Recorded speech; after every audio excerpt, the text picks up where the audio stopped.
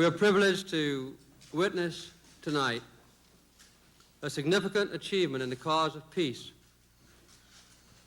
an achievement none thought possible a year ago or even a month ago, an achievement that reflects the courage and wisdom of these two leaders. Egyptian President Anwar Sadat and Israeli Prime Minister Menachem were brought together by President Carter at an isolated retreat, Camp David, 75 miles from Washington, D.C. The remote location in the Catoctin Mountains of Maryland insulated the two Middle Eastern leaders from the daily distractions of the outside world and the demands of a hungry press. Confident that in the end, from the time he took office, President Carter made the pursuit of peace in the Middle East a primary objective of his foreign policy. A critical breakthrough first came early in 1977, when President Sadat visited Israel for face-to-face talks with Prime Minister Begin, an historic moment for both countries and for both men. The world watched as President Sadat went before the Israeli parliament, the Knesset, to deliver his plea for peace in the Middle East.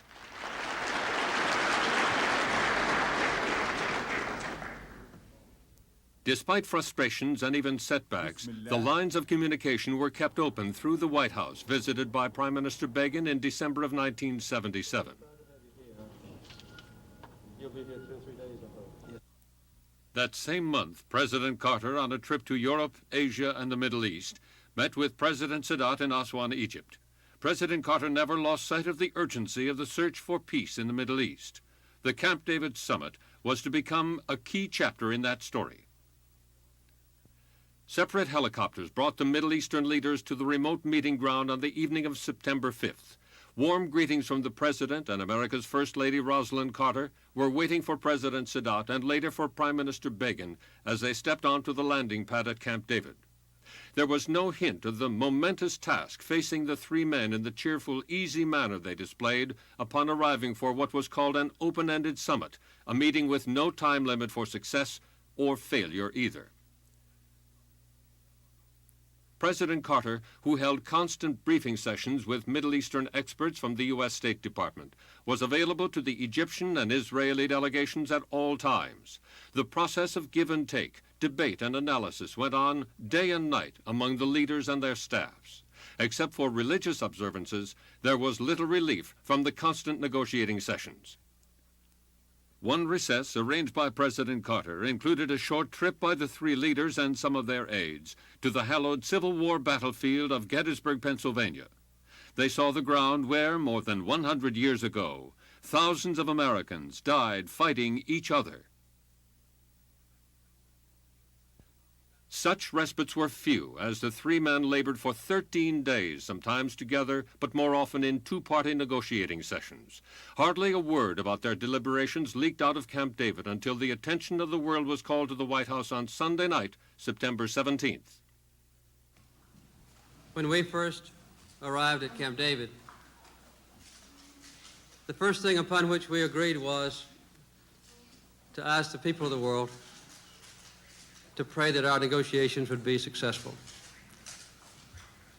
Those prayers have been answered far beyond any expectations. We are privileged to witness tonight a significant achievement in the cause of peace,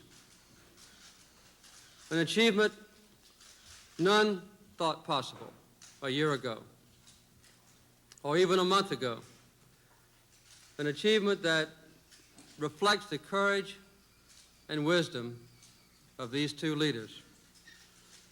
Through 13 long days at Camp David, we have seen them display determination and vision and flexibility, which was needed to make this agreement come to pass. All of us owe them our gratitude and respect.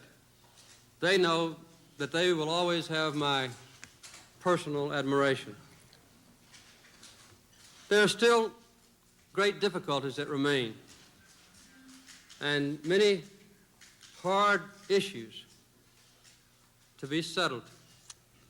The questions that have brought warfare and bitterness to the Middle East for the last 30 years will not be settled overnight. But we should all recognize the substantial achievements that have been made. One of the agreements that President Sadat and Prime Minister Begin are signing tonight is entitled A Framework for Peace in the Middle East.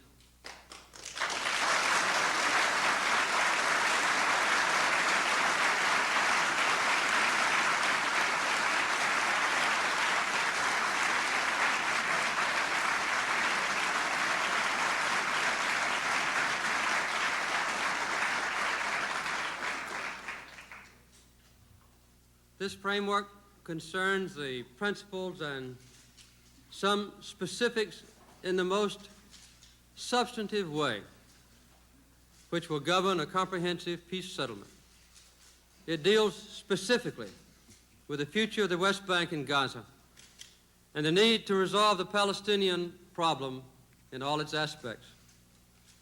The framework document proposes a 5-year transitional period in the West Bank and Gaza, during which the Israeli military government will be withdrawn and a self-governing authority will be elected with full autonomy. It also provides for Israeli forces to remain in specified locations during this period to protect Israel's security.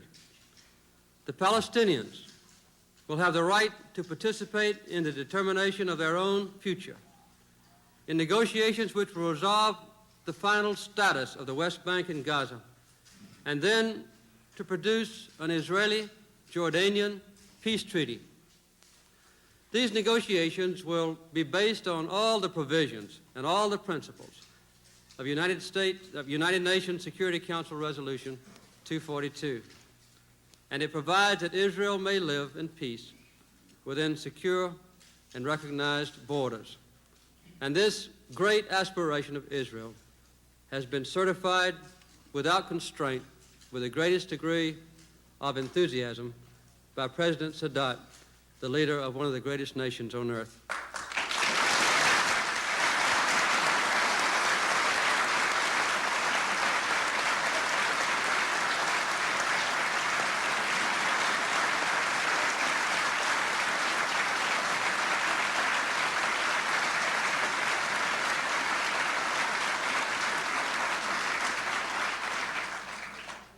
The other document is entitled Framework for the Conclusion of a Peace Treaty between Egypt and Israel. It provides for the full exercise of Egyptian sovereignty over the Sinai. It calls for the full withdrawal of Israeli forces from the Sinai. And after an interim withdrawal, which will be accomplished very quickly, the establishment of normal, peaceful relations between the two countries, including diplomatic relations.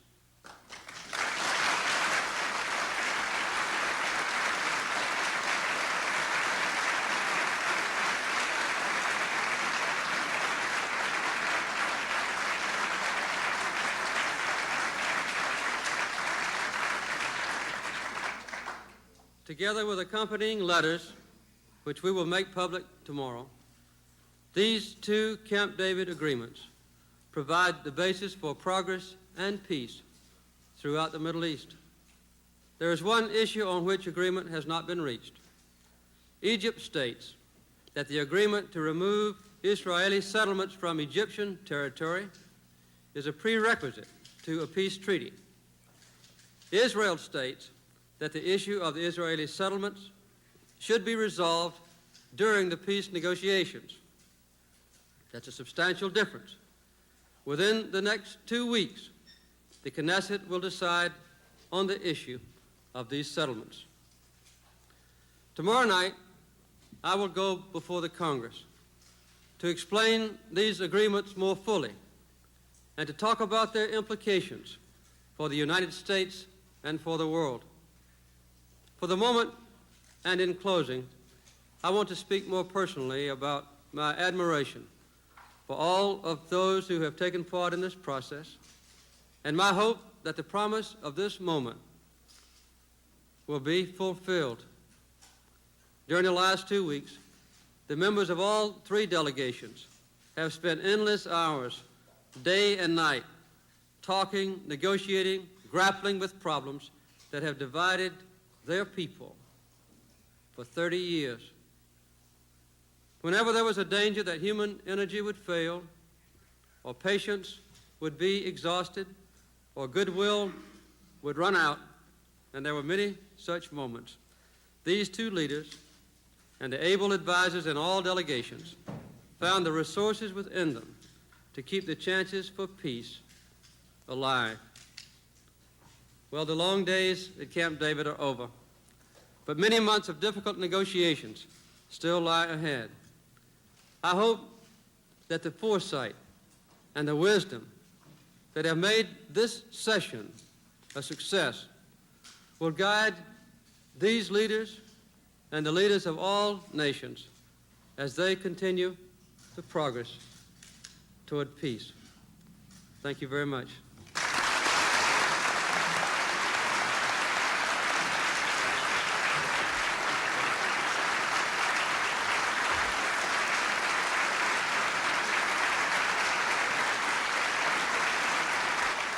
Dear President Carter, in this historic moment, I would like to express to you my heartfelt congratulations and appreciation. For long days and nights, you devoted your time and energy to the pursuit of peace. You have been most courageous when you took the gigantic step of convening this meeting. The challenge was great, and the risks were high, but so was your determination. You made a commitment to be a full partner in the peace process. I'm happy to say that you have honored your commitment. The signing of the framework for the comprehensive peace settlement has a significance far beyond the event. It signals the emergence of a new peace initiative with the American nation in the heart of the entire process. In the weeks ahead, important decisions have to be made if we are to proceed on the road to peace. We have to reaffirm the faith of the Palestinian people in the ideal of peace. The continuation of your active role is indispensable. We need your help and the support of the American people. Let me seize this opportunity to thank each and every American for his genuine interest in the cause of people in the Middle East. Dear friend, we came to Camp David with all the goodwill and faith we possess, and we left Camp David a few minutes ago with a renewed sense of hope and inspiration. We are looking forward to the days ahead with an added determination to pursue the noble goal of peace. Your able assistants spared no effort to bring out this happy conclusion. We appreciate their spirit and dedication. Our hosts at Camp David and the state of Maryland were most generous and hospitable. To each one of them and to all those who are watching this great event, I say thank you. Let us join in a prayer to God Almighty to guide our path. Let us pledge to make the spirit of Camp David a new chapter in the history of our nations. Thank you, Mr. President.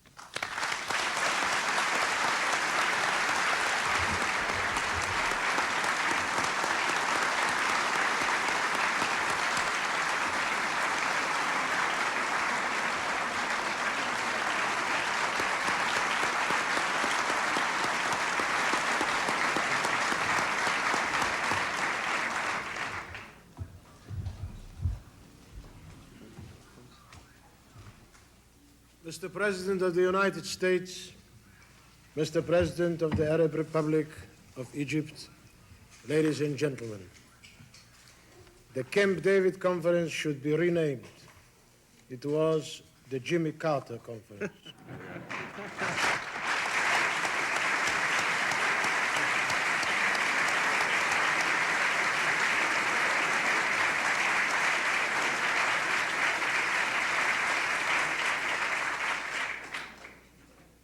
The President undertook an initiative most imaginative in our time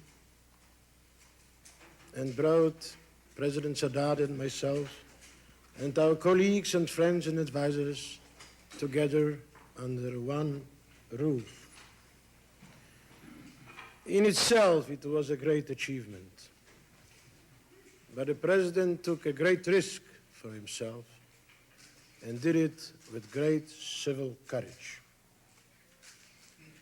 And it was a famous French field commander who said that it is much more difficult to show civil courage than military courage. And the President worked. As far as my historic experience is concerned, I think that he worked harder than our forefathers did in Egypt building the pyramids.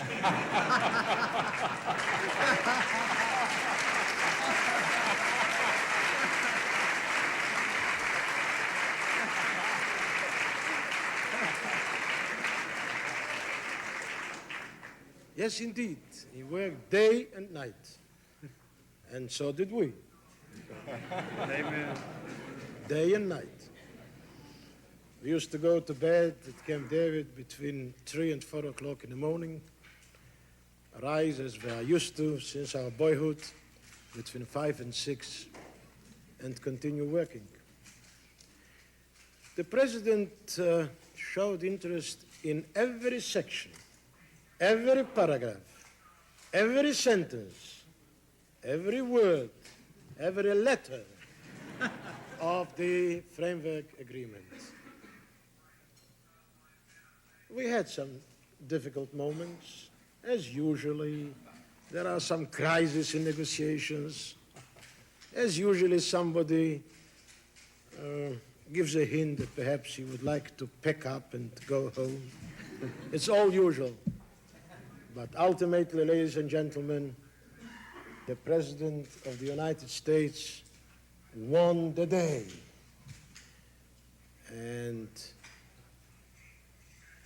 peace now celebrates a great victory for the nations of Egypt and Israel and for all mankind. Mr. President, we the Israelis thank you from the bottom of our hearts for all you have done for the sake of peace, for which we pray and yearn more than 30 years. The Jewish people suffered much, too much.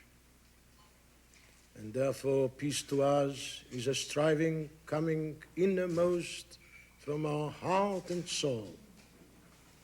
Now, when I came here to the Camp David Conference, I said, perhaps as a result of our work, one day people will in every corner of the world be able to say, Habemus Pacem, in the spirit of these days. Can we say so tonight? Not yet. We still have to go a road until my friend President Sadat and I sign the peace treaties. We promised each other that we shall do so within 3 months. Mr. President, tonight, at this celebration of a great historic event, let us promise each other that we shall do it earlier than within 3 months.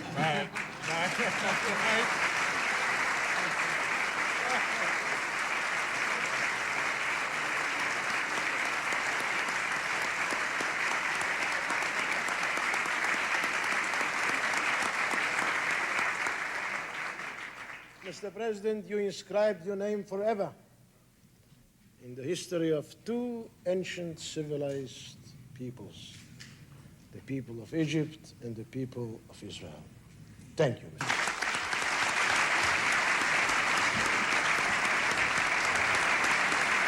Prime Minister Begin also paid tribute to the work of his own staff and the dedication of Egyptian and American advisors, and he delivered a few words in Hebrew for his fellow countrymen.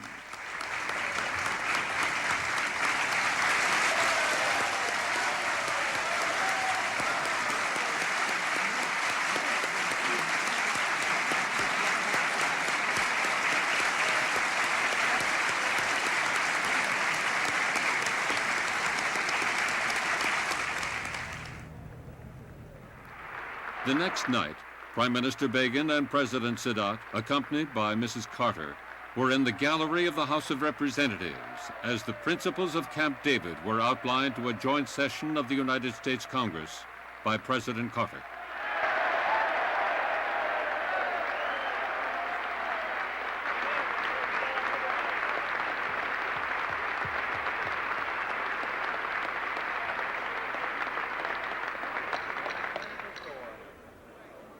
Mr. Speaker, the President of the United States.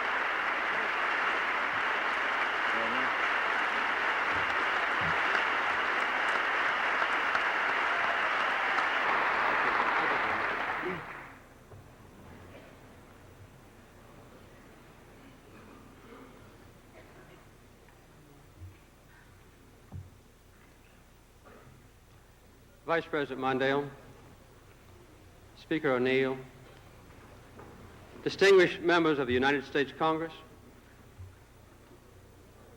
justices of the Supreme Court, other leaders of our great nation, ladies and gentlemen.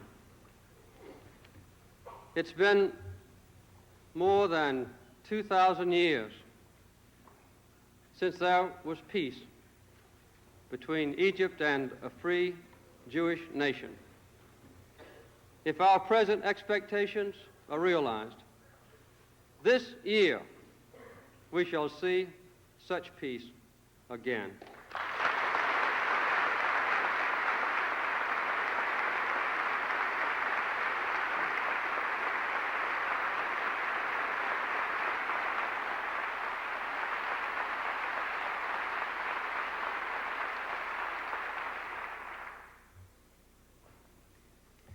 The first thing I would like to do is to give tribute to the two men who made this impossible dream now become a real possibility.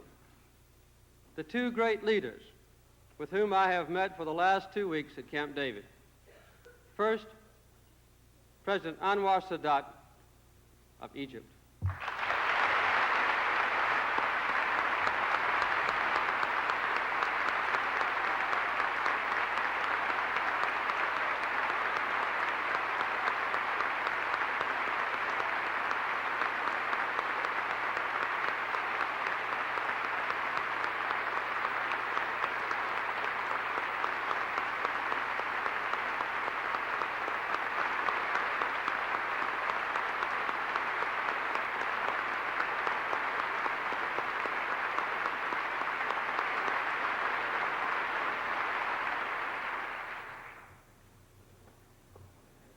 And the other, of course, is Prime Minister Menachem Begin of the nation of Israel.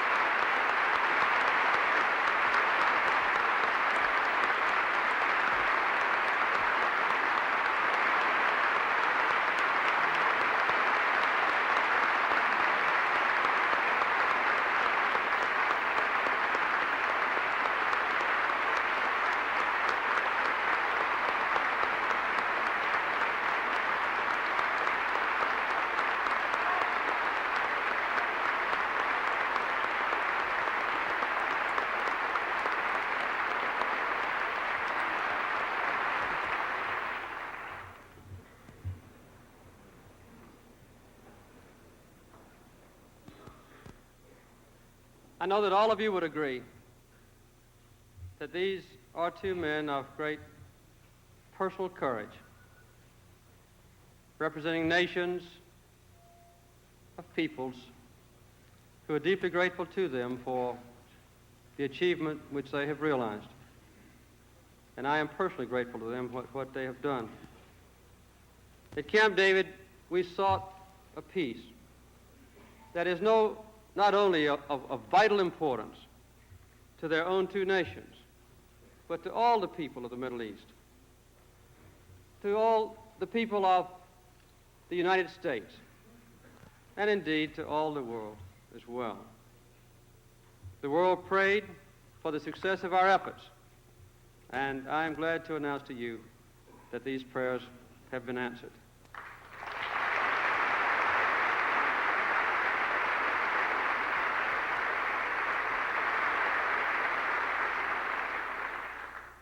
I've come to discuss with you tonight what these two leaders have accomplished and what this means to all of us. The United States has had no choice but to be deeply concerned about the Middle East and to try to use our influence and our efforts to advance the cause of peace. For the last 30 years, through 4 wars, the people of this troubled region have paid a terrible price in suffering and division and hatred and bloodshed. No two nations have suffered more than Egypt and Israel. But the dangers and the cost of conflicts in this region for our own nation have been great as well. We have long-standing friendships among the nations there and the peoples of the region, and we have profound moral commitments which are deeply rooted in our values as a people. The strategic location of these countries and the resources that they possess mean that events in the Middle East directly affect people everywhere. We and our friends could not be indifferent if a hostile power were to establish domination there. In few areas of the world is there a greater risk that a local conflict could spread among other nations adjacent to them and then perhaps erupt into a tragic confrontation between us superpowers ourselves. Our people have come to understand that unfamiliar names like Sinai, Aqaba, Sharm el-Sheikh, Ras el-Nakba, Gaza, the West Bank of Jordan, can have a direct and immediate bearing on our own well-being as a nation and our hope for a peaceful world. That is why we in the United States cannot afford to be idle bystanders, why we have been full partners in the search for peace, and why it is so vital to our nation that these meetings at Camp David have been a success. Through the long years of conflict, 4 main issues have divided the parties involved. One is the nature of peace.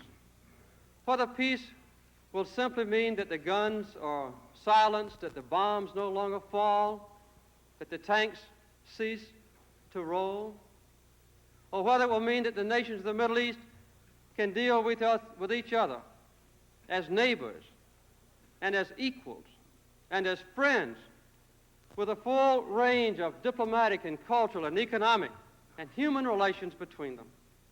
That's been the basic question.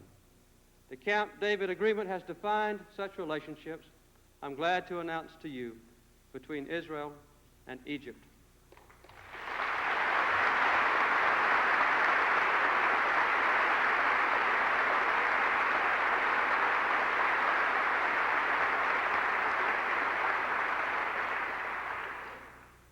The second main issue is providing for the security of all parties involved, including, of course, our friends, the Israelis, so that none of them need fear attack or military threats from one another.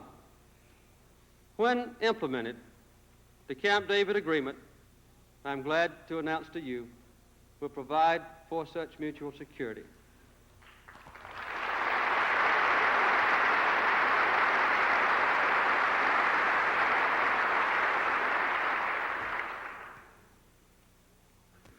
Third is a question of agreement on secure and recognized boundaries. The end of military occupation and the granting of self-government, or else the return to other nations of territories which have been occupied by Israel since the 1967 conflict. The Camp David Agreement, I'm glad to announce to you, provides for the realization of all these goals.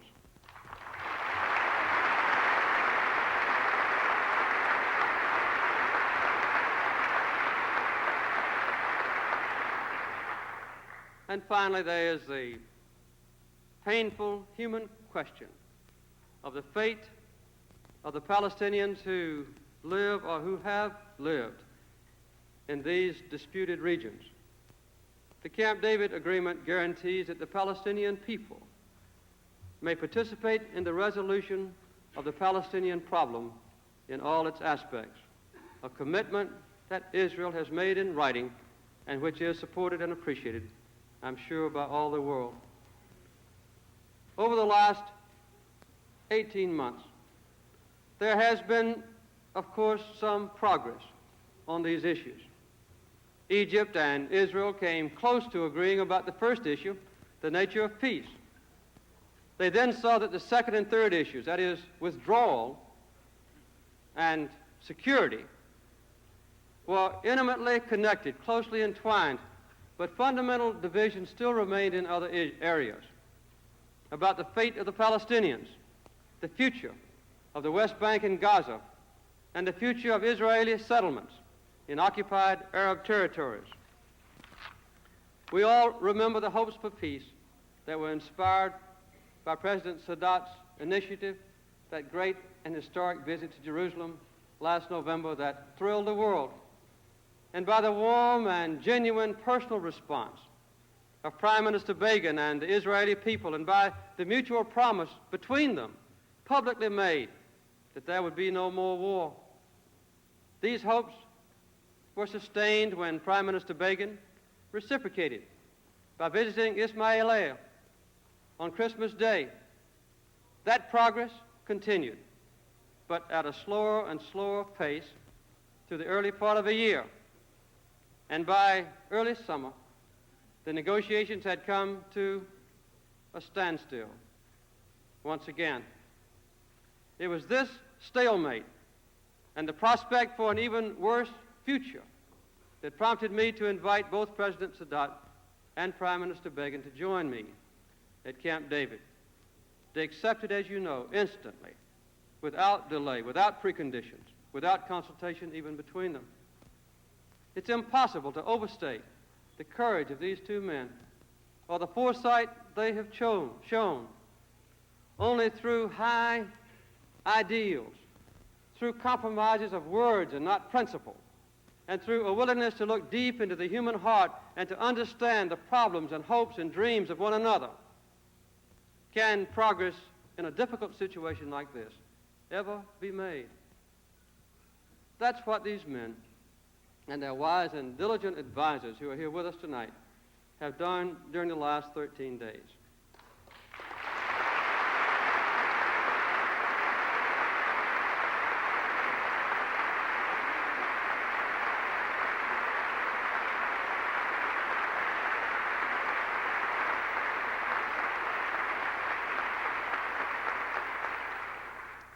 When this conference began, I said that the prospects for success were remote. Enormous barriers of ancient history and nationalism and suspicion would have to be overcome if we were to meet our objectives. But President Sadat and Prime Minister Begin have overcome these barriers, exceeded our fondest expectations, and have signed two agreements that hold out the possibility of resolving issues that history had taught us could not be resolved. The first of these documents is entitled A Framework for Peace in the Middle East, agreed at Camp David. It deals with a comprehensive settlement between Israel and all her neighbors, as well as a difficult question of the Palestinian people and the future of the West Bank and the Gaza area. The agreement provides a basis for the resolution of issues involving the West Bank and Gaza during the next 5 years. It outlines a process of change which is in keeping with Arab hopes, while also carefully respecting Israel's vital security. The Israeli military government over these areas will be withdrawn and will be replaced with a self-government of the Palestinians who live there. And Israel has committed that this government will have full autonomy. Prime Minister Begin said to me several times, not partial autonomy, but full autonomy.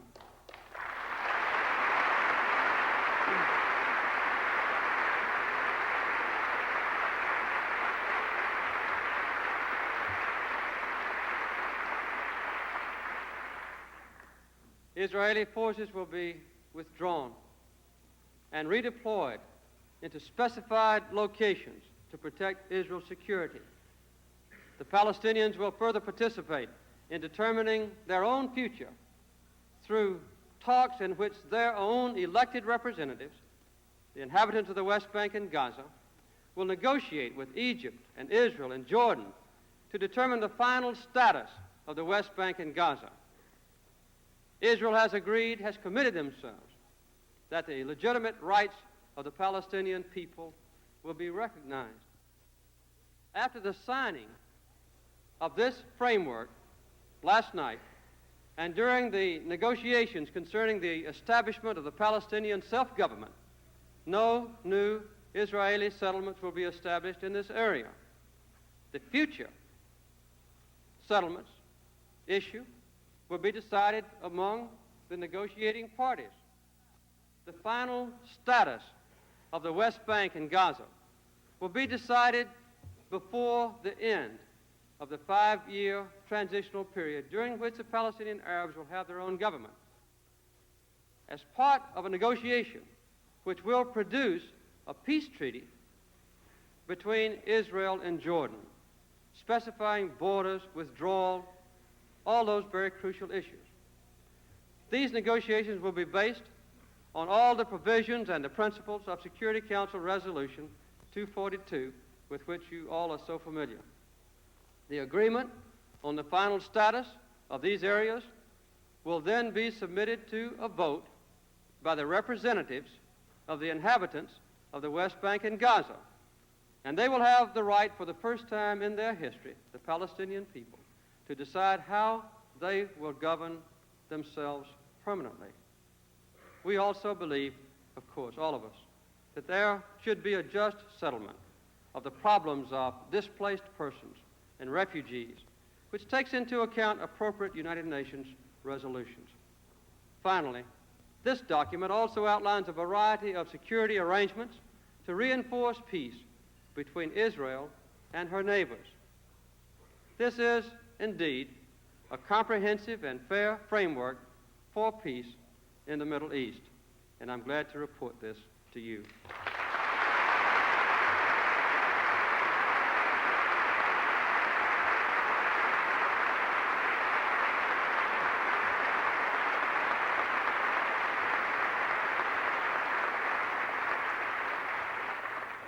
The second agreement is entitled A Framework for the Conclusion of a Peace Treaty between Egypt and Israel.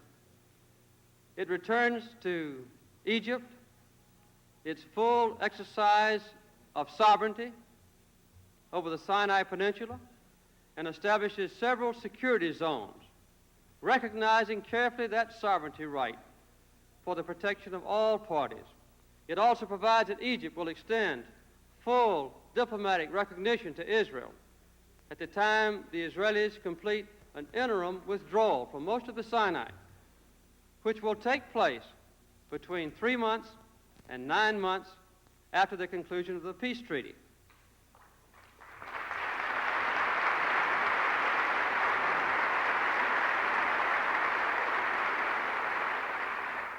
And the peace treaty is to be fully negotiated and signed no later than 3 months from last night.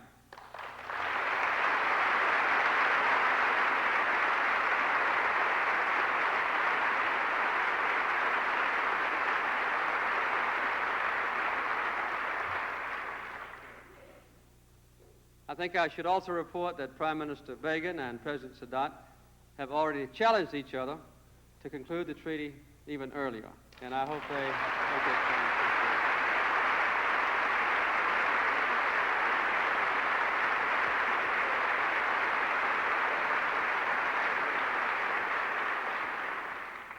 This final conclusion of a peace treaty will be completed late in December, and it would be a wonderful Christmas present for the world.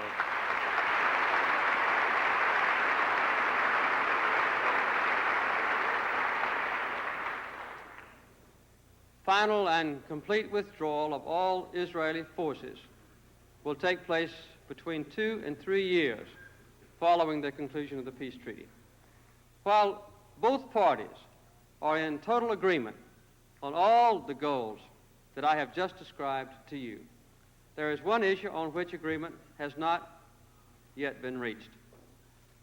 Egypt states that agreement to remove the Israeli settlements from Egyptian territory is a prerequisite to a peace treaty. Israel says that the issue of the Israeli settlements should be resolved during the peace negotiations themselves. Now, within 2 weeks, with each member of the Knesset or the Israeli parliament acting as individuals not constrained by party loyalty, the Knesset will decide on the issue of the settlements.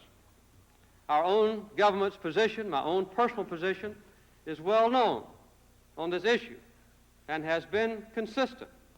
It is my strong hope, my prayer, that the question of Israeli settlements on Egyptian territory will not be the final obstacle to peace. None of us should underestimate the historic importance of what has already been done. This is the first time that an Arab and an Israeli leader have signed a comprehensive framework for peace.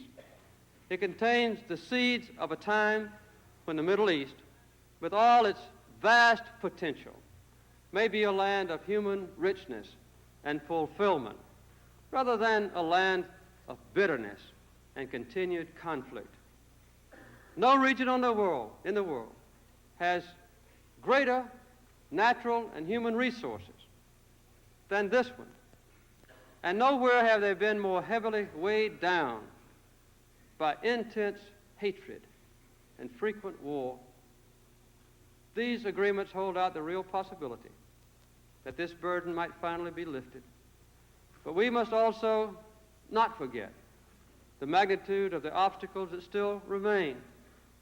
The summit exceeded our highest expectations. Well, we know that it left many difficult issues which are still to be resolved. These issues will require careful negotiation in the months to come. The Egyptian and Israeli people must recognize the tangible benefits that peace will bring and support the decisions their leaders have made so that a secure and a peaceful future can be achieved for them. The American public, you and I, must also offer our full support to those who have made decisions that are difficult and those who have very difficult decisions still to make. What lies ahead for all of us is to recognize the statesmanship that President Sadat and Prime Minister Begin have shown, and to invite others in that region to follow their example. I have already last night invited the other leaders of the Arab world to help sustain progress toward a comprehensive peace. We must also join in an effort to bring an end to the conflict and the terrible suffering in Lebanon. This is a subject that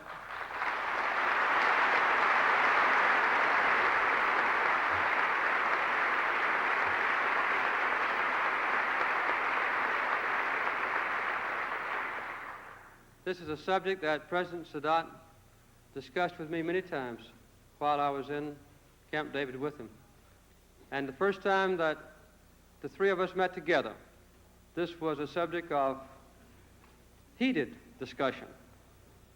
On the way to Washington last night in a helicopter, we mutually committed ourselves to join with other nations, with the Lebanese people themselves, all factions, with President Sarkozy, with Syria and Saudi Arabia, perhaps the European countries like France, to try to move toward a resolution of the problem in Lebanon, which is so vital to us and to the poor people in Lebanon who have suffered so much. We will want to consult on this matter and on these documents and their meaning with all of the leaders, particularly the Arab leaders. And I'm pleased to say to you tonight that just a few minutes ago, King Hussein of Jordan and King Khalid of Saudi Arabia, perhaps other leaders later, but these two have already agreed to receive Secretary Vance, who will be leaving tomorrow, to explain to them the terms of the Camp David agreement.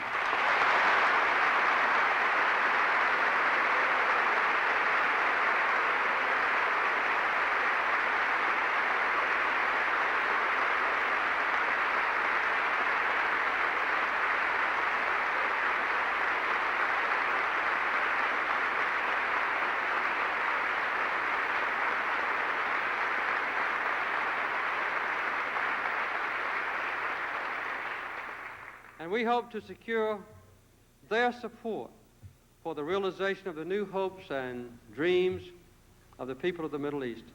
This is an important mission, and this responsibility, I can tell you, based on my last 2 weeks with him, could not possibly rest on the shoulders of a more able and dedicated and competent man than Secretary Cyrus Vance.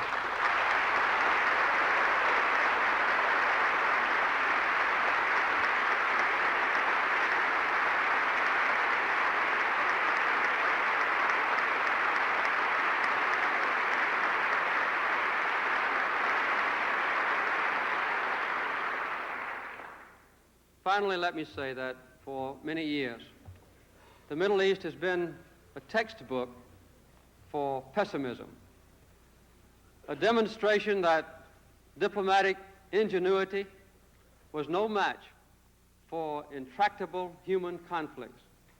Today, we are privileged to see the chance for one of the sometimes rare, bright moments in human history, a chance that may offer the way to peace. We have a chance for peace because these two brave leaders found within themselves the willingness to work together to seek these lasting peace, these lasting prospects for peace, which we all want so badly.